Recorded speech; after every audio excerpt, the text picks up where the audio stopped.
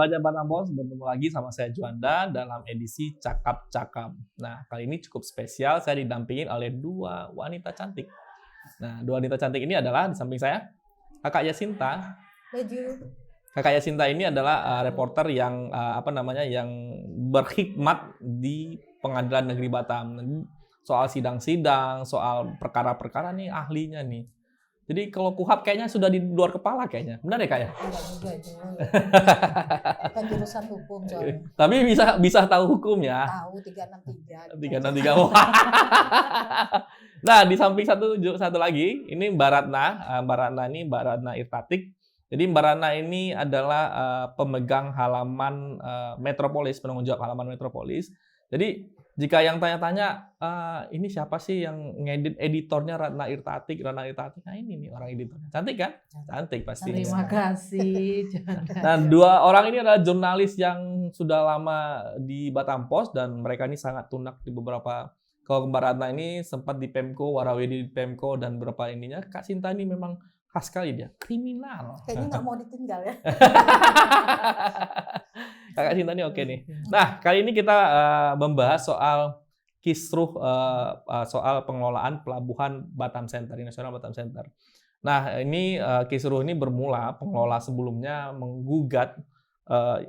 itu Sinergita Rada menggugat BP Batam atas pengelolaan pelabuhan. Nah, berdasarkan ini dari putusan PN Batam yang mengatakan bahwa memberikan perpanjangan kerjasama operasi pengelolaan Terminal Feri Internasional Batam Center kepada Sinergita Rada untuk jangka waktu 3 tahun. Jadi PT Sinergita Rada ini diberikan jangka waktu 3 tahun ini untuk tambahan mengelola Pelabuhan Internasional Batam Center. Nah, Kak, boleh sedikit cerita nih, Kak. Tapi itu belum sah loh. Ini belum sah? Belum sah. Tapi masih ada banding lagi ya, Kak ya? Cuman di putusan itu majelis hakim juga menjelaskan kalau eksekusi bisa dilakukan walau pihak yang tergugat itu mengajukan upaya hukum. Jadi masih bisa dimasuk nggak sih?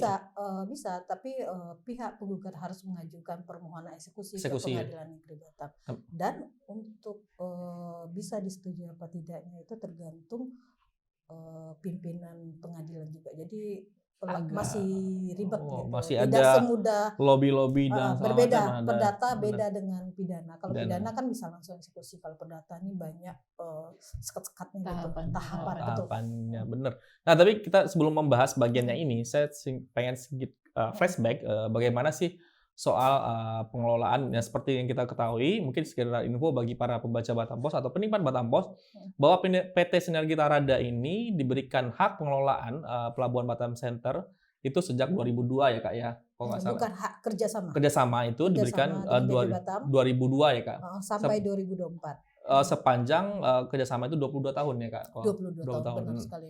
Nah, gonjang-ganjing soal pengelolaan Pelabuhan Internasional Batam Center itu bermula dari tahun lalu. Coba, gimana ceritanya, Kak, itu, Kak?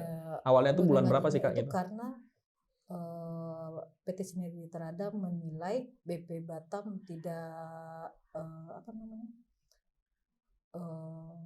tidak memberikan ini ya peluang untuk PT Sinergita Rada untuk mengikuti tender ya. Jadi tender itu tiba-tiba digelar pada bulan April. Untuk itu dadakan atau memang sudah ada dadakan aja ya? Di situ syarat-syarat tender itu BP yang BP Batam BP Batam memberi syarat itu harus salah satunya real estate. Jadi harus perusahaan yang mengelola real estate 99%. Lalu investasi 3,4 triliun. Nah, itu sama sekali tidak bisa dipenuhi oleh PT Sinergita Rada yang memang bukan mengelola real estate gitu. Gitu. Berarti ada syarat yang mungkin tidak bisa dipenuhi oleh PT Sinergita Rada. Benar-benar. Nah, soalnya nih kemarin tuh pas menjelang akhir pengelolaan Sinergita Rada tuh kalau nggak salah sampai ada malam-malam itu ya, Kak ya, sampai ada pembongkaran paksa misalnya kantornya segala macam. Nah, yang edit itu Mbak Ratna nih. Nah, gitu waktu kemarin malam itu cukup ini nggak sih, Mbak, waktu itu mungkin menegangkan nggak sih Mbak? Bagaimana sih memang ada pemukaran? Menegangkan kayaknya kami yang di lapangan. Oh, lapangan Iya, ya. yang di lapangan. Tapi menegangkan juga yang edit katanya. Wah, lama ini. Kok Kelamaan. belum dikirim-kirim juga beritanya. Karena waktu itu kita menunggu informasi ya dari teman-teman di lapangan seperti apa kayak gitu. Benar. Kemudian berita yang sudah masuk duluan itu kita olah dulu dan sebagainya gitu kan.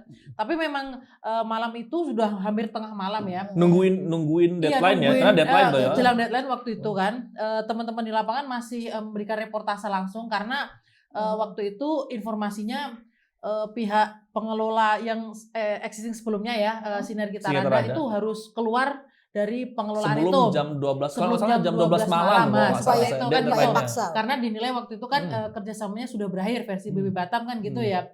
Tanggal 31 Juli 31 betul. Karena per 1 Agustus kan gitu ya. Per 1 Agustus akan ada pengelola baru ya yang sesuai hasil lelang yang sudah dimenangkan oleh pemenang yang baru itu ya. PT Metro apa gitu nggak lo? Iya, Nusa Bahari. Iya, betul sekali. Nah, makanya waktu itu pengelola PT Sinergi harus mengeluarkan barang-barangnya seperti itu. Nah, teman-teman di lapangan waktu itu masih melaporkan secara langsung kayak gitu ya. Katanya di sana terjadi ketegangan seperti itu. Jadi yang di lapangan juga tegang, mungkin yang di dalam itu juga pasti juga tegang juga ya. Kalau nggak saya mencek email soal kasus ini 2 kali atau 3 kali masuk. Email jam 6 Kak Sinta ngirim tuh yang soal pengosongan harus hari ini pengosongan. Iya, betul. Kalau malam Kak Sinta ngirim lagi kan karena harus ada update memang. Soalnya saya dengar kabarnya Sinergi Tarada pun juga nyiapin katanya ada orang-orang yang untuk melindungi kantor mereka segala macam. Tapi kan betul sekali. Ternyata pada akhirnya eksekusi itu berjalan dengan kondusif lancar ya. Dan karena kita takut juga seperti itu karena takutnya akan mengganggu iklim investasi dan sebagainya kalau sampai terjadi konflik atau internasional Batam Center loh, ini Singapura loh ini. Betul. Itu kan semacam itu citra kita gitu kan di hadapan orang-orang yang akan datang ke Batam misalnya kan seperti itu. Landmarknya Batam betul. loh termasuk salah satunya kan gitu ya. Pelabuhan Batam Center betul itu. sekali. Makanya kita cemas-cemas juga gitu. Tapi mungkin yang di lapangan boleh ini ya menceritakan gimana kondisinya saat itu. Itu sempat ada katanya ada orang yang maksudnya yang menjaga kantor maksudnya dari Ditpam itu juga disiapkan untuk mengambil alih itu gitu. Semua kayaknya semua aparat hukum penegak hukum situ ada kepolisian juga dong, ada kepolisian, ada TNI juga di lapangan Kak. Betul di lapangan. Itu gimana sih suasananya Kak? Apakah cukup mencekam atau bagaimana, agak horor-horor gimana gitu? Kayak sunyi gimana ya, ramai tapi terkesan sunyi gimana. Jadi saling diam-diam gitu ya, saling menahan diri semuanya. Cuma sembari PT Sinergi Tarada juga sudah mulai mengangkut barang-barangnya dari sore mereka. Di sore sudah diangkut. Barang-barang, tapi ya ada informasi, ada pertemuan PT Sinergi Tarada dan BP seperti itu. Oh, jadi ada lobby-lobby gitu ya. PT Sinergi Tarada akhirnya mengalah ya bahasanya gitu mengalah, ya. betul. Katanya biar tidak terjadi konflik atau apa. Iya, betul. Memang benar seperti itu ya. Benar. Tapi bisa dibilang ini langkah yang tepat ya. Mungkin Sinergi Tarada sebagai perusahaan cukup mungkin sudah legowo dan besar karena mungkin mereka sudah memikirkan efek atau timbal baliknya soal kalau misalnya bertahan segala macam, efeknya akan lebih luas lagi. Kalaupun mungkin memberikan perlawanan mungkin sifatnya lebih ke hukum kali ya dia. Iya. Mereka mengajukan ke kasus hukum itu memang gugatan seperti itu lah ya. Pada Juli. Yang membuat PT Sinergi Tarada ini kayak kesal sama BP Batam karena mereka itu sudah meminta perpanjangan kontrak sejak tahun 2019. Oh, ada perpanjangan kontrak. Ada. Katanya perpanjangan kontrak ini dengan berefek juga soal COVID yang cukup panjang ya. Sebelum COVID, mereka ya? mengajukan perpanjangan, tapi sama sekali tidak direspon oleh BP Batam. Nah, tahun 2020 itu kan terjadi COVID tuh. Iya, pandemi ya. Pandemi. Pelabuhan itu satu-satunya yang diminta buka oleh pemerintah. Tanpa dibantu biaya. Pelabuhan lain tutup. Pelabuhan lain tutup untuk jalur internasional satu-satunya. Tapi jumlah penumpang waktu itu benar-benar anjlok. Benar. Cuman ada kayak kalau sebulan tuh ratusan gitu, nggak sampai ribuan ya? Per bulan enggak sampai. Cuman satu hari itu misalnya 10 penumpang. Tapi mereka wajib buka dan ada pemulangan PMI. Mereka satu-satunya tetap jadi jalur ini ya. Kalau nggak salah berdasarkan peraturan presiden. Wah, ini peraturannya lebih tinggi ya, bukan peraturan BP Batam atau PMK atau lebih tinggi lagi peraturan mereka ya. minta buka dan tanpa bantuan biaya operasional dari pemerintah. Tapi benar-benar kalau seperti itu kan dalam 1 tahun aja operasional berjalan. Itu mereka menjalani semua sampai 3 tahun. Lampu hidup segala macam, sedangkan pendapatan mereka dari jumlah penumpang kan. Ratusan juta per bulan dan Biaya mereka operasional. sampai menunggak biaya operasional karena memang tidak adanya lagi pemasukan. Pemasukan mereka minim sampai ya. meng-cut Beberapa pegawai dirumahkan, terus mereka nggak digaji, nggak pakai AC. Ya, menurut saya makanya itu menjadi salah perjuangan satu mereka luar alasan biasa ya untuk jadi pertimbangan BB Batam. Mungkin seperti itu ya. Biar Kalau- diperpanjang paling nggak 3 tahun selama 3 tahun mereka yang ketika mengalami kerugian pandemi, itu bisa betul, diganti lah ya betul. seperti Oh itu. gitu. Salah satu alasannya salah seperti satu itu juga alasannya ya. seperti itu, tapi BB Batam tetap menghitung yang 3 tahun itu. Padahal 3 tahun itu kan mereka tidak beroperasional Ibaratnya tidak layaknya profit lah ya. normal, ya, Betul. tidak ada profit mereka sama sekali. Oke. Benar-benar berarti non profit banget ya, mereka bekerja secara sosial Iya, selama 3 betul, tahun betul itu dan sekali. makanya itulah menjadi salah satu landasan alasan mereka untuk mengajukan gugatan di PN Batam ya. Dan endingnya mereka menang. Nah saat ini bagaimana sih Kak? Kan kasus ini setelah ini apa namanya setelah putusan PN ini sendiri, bagaimana sih Kak mungkin dari sikap dari dari PT Sinergita Rada saat ini? Apakah mereka tidak melakukan yang tadi Kakak kan bilang kalau misalnya kalau kita harus melakukan eksekusi harus ada permintaan. Sejauh ini mereka sudah ada permintaan nggak sih untuk melakukan eksekusi gitu, pengajuan eksekusi gitu? Untuk informasi terbaru itu belum ada, tapi 3 hari setelah putusan salah satu penasehat hukumnya meminta itu agar BP Batam menjalankan eksekusi. Menjalankan eksekusi itu ya, Betul, gitu. betul Wah. sekali. Kalau dari berita terakhir gimana Mbak? Mungkin dari Memang sejauh belum ini gitu. ada lagi update terbaru ya, tapi paling tidak kita masih menunggu ya. Kalau misalnya dari pihak Sinergita Rada mengajukan pengajuan untuk eksekusi ke Pengadilan Negeri Batam, misalnya kemudian mengabulkan, pengadilan mengabulkan, otomatis kan pengelola yang existing sekarang yang sudah ditunjuk oleh BB Batam dan sudah berjalan dari bulan Agustus sampai sekarang ini ya, sampai Januari ini, otomatis kan harus keluar nih benar-benar. kalau memang itu dijalankan ya. Nah, kita masih menunggu itu juga. Apakah nanti memang akan dijalankan juga oleh pengadilan atau atau juga masih menunggu, kita belum tahu juga ya sejauh mana. Karena di sisi lain juga proses hukum kan dari BB Batam sendiri mengajukan banding ya atas putusan tersebut. Tentu ini masih menarik kita perbincangkan ya.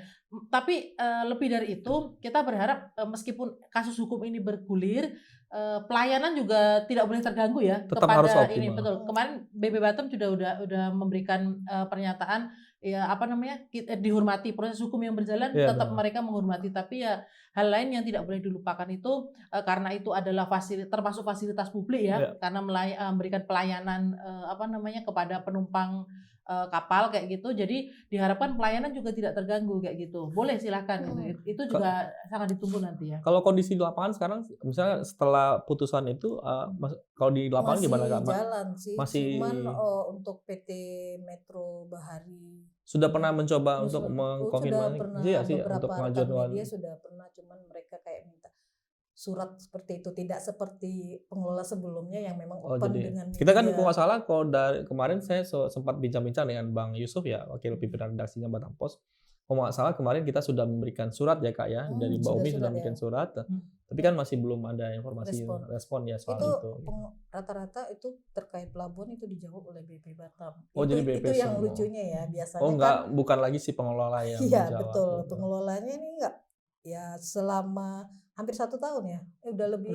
Belum pernah berinteraksi ya. Baru 5 bulanan ini ya. Belum. Tapi kalau misalnya kondisi di pelabuhan sendiri, meski ini gonjang-ganjing, meskipun ada permintaan, maksudnya dari ada putusan hukum segala macam.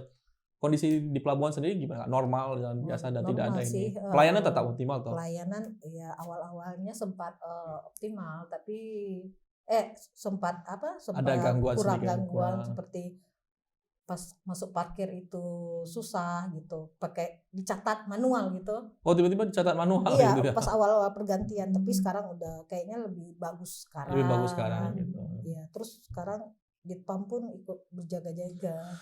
Satu hari bisa berapa ribu sih orang lalu lalang? Kalau normal itu ribuan sih bisa penumpang ya. Di bawah 3.000 4.000-an. Kalau di weekend session, Sabtu ya bisa Minggu belasan ribu. Nah, tapi nggak Oh, bisa pas juga, ya. nggak bisa juga karena posisinya ternyata masih konflik Kisruh itu PT Sinergi Terada itu masih menyegel salah satu ponton di situ. Jadi di sana ada 3 ponton. Ponton ini mungkin bagi pelabuhan, sedikit bersandar kapal. ya bagi sedikit masyarakat ponton ini kayak dermaga, tempat yang tempat memanjang itu ke arah laut, itu tempat bersandarnya kapal. Dan sedikit terada punya 3 ya Kak ya? Pelabuhan Batam Center punya 3 ya. Harusnya sebelumnya ada 3, tapi salah satunya milik PT Sinergi Terada. Jadi cuman sekarang ini yang membangun waktu itu ya selama masa periode Iya, pengelolaan sebelumnya itu yang bangun Sinergi Terada. Jadi 2 yang digunakan tuh cuma 2 saat ini gitu. Dan itu cukup menjadi kendala sih kalau fixation itu penumpang diarahkan ke Sekupang malah. Jadi kalau pas Sabtu Minggu peak session malah Pelabuhan Internasional Batam Center tidak bisa menerima penuh gitu. Mungkin tidak bisa menghandle lagi setiap akhir weekend, setiap akhir pekan ya. Itu pas lagi padat-padatnya gitu ya. Biasanya kalau Singapura libur atau di Malaysia libur gitu ya, itu kan penumpang banyak. Nah, itu termasuk biasanya peak season ya. Kita atau libur sekolah kayak gitu, biasanya jumlah penumpang meningkatnya lumayan signifikan gitu ya. Tapi penumpang dari Singapura itu jauh menurun sekarang Kak. Lebih banyak mungkin karena harga tiket yang luar biasa ya, hampir 800 juga. Ini harga tiket ini masih jadi gonjangan juga dia. Kok belum turun-turun gitu ya? Dulu berapa? 400 atau 500 ribu? 280 udah PP. Kadang ada diskon dapat 200 ribu lah ya. Udah PP. Betul. Tapi sekarang begitu Covid jadi 800, 700-an ribu ya. Katanya ada 30 turun katanya. 30.000 sama aja. 30.000. Sama aja bohong. Ya, berapa dolar itu? Itu nggak bisa beli permen ya di Singapura ya kalau turunan itu. Betul. Bener-bener. Masih memberatkan ya. Ya kita berharap mungkin harga tiket ini harga tiket ini nggak ada yang berani nurunin loh, nggak ada yang berani ganggu itu loh. Padahal udah gubernur aja udah ngomong katanya nggak turun-turun tiket itu. Jangankan gubernur, menteri aja udah turun. Nggak ada. Endingnya memang nggak turun gitu. Kuat kali si tiket ini. Siapa backingannya? Kan Kak. VOI itu juga berpengaruh terhadap kunjungan. Tapi itu belum terlalu signifikan ya sepertinya. Tapi lumayan berpengaruh Kak. Ya. Nah ini mungkin sedikit ya Kak untuk tambahan dari Kepala Biro Hukum Organisasi BP Batam, Pak Alex Sumarna. Dia mengatakan seperti yang Kakak bilang bahwa BP Batam menjunjung tinggi soal supremasi hukum dan juga menghormati setiap putusan yang dikeluarkan oleh peradilan. Tapi dia mengatakan hari ini tanggal 10 Januari kemarin mereka melakukan langkah hukum menyatakan banding melalui Ekord Pengadilan Negeri Batam dalam 14 hari akan melakukan memori banding ke Pengadilan Negeri Tanjung Pinang. Wah, berarti masih panjang lagi nih ya. Bukan negeri, saya revisi Pengadilan Tinggi. Oh, tapi kalau di sini negeri, Pengadilan Tinggi Tanjung Pinang. Bukan Tanjung Pinang, di Tanjung Pinang. Pengadilan Tinggi Kepri. Pengadilan Tinggi Kepri, Petun, di Tanjung Pinang. Bukan Petun tuh. Emang Petun. Kalau Petun enggak. Oh, di sini ya, gitu. Oh, berarti akan ada ininya ya. Berarti akan ada gugatan lagi. Berarti ini kisruh masih belum selesai ya, berarti ya. Masih ada memori banding lagi. Kalau misalnya banding itu kalau terkait putusan PN mereka pasti ngajukan ke Pengadilan Tinggi Kepri. Kalau misalnya di Kepri tak selesai kemana lagi nih Kak? Kasasi ke Mahkamah Agung. Masih panjang prosesnya. Tapi ingat ya Ju, dalam putusan Hakim PN Batam itu udah dijelaskan apapun upaya hukum itu eksekusi bisa tetap dilakukan. Oh iya, tapi pakai bahasa ini kalau nggak salah pakai bahasa.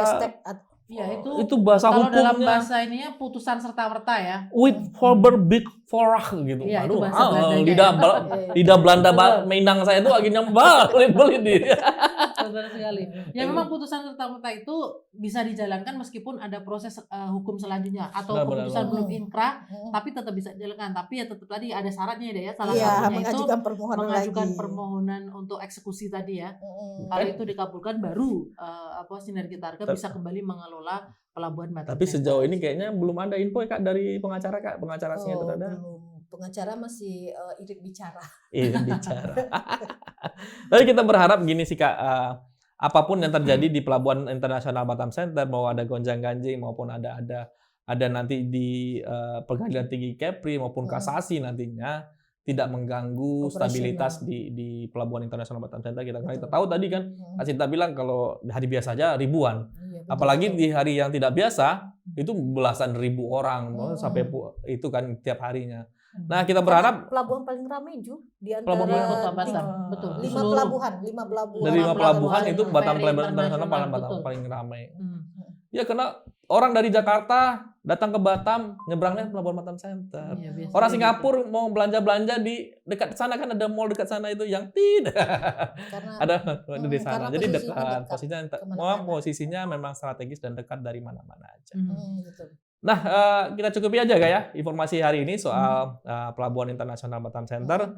Nah, apapun yang terjadi nantinya ya kita harap pelabuhan itu pelayanannya tetap optimal, tetap terjaga keamanan. Kita tahu Pelabuhan Internasional Batam Center salah satu landmarknya Kota Batam yang kalau orang datang pasti lewat sana. Paling ramai lewat sana tuh orang wisatawan maupun dari mana aja lewat sana. Nah, saya Fiska Juanda pamit undur diri. Saya Ratna Irtati Pamit juga. pamit juga. Saya juga Sinta mau pamit. Tunggu kami di cakap-cakap selanjutnya. Salam redaksi.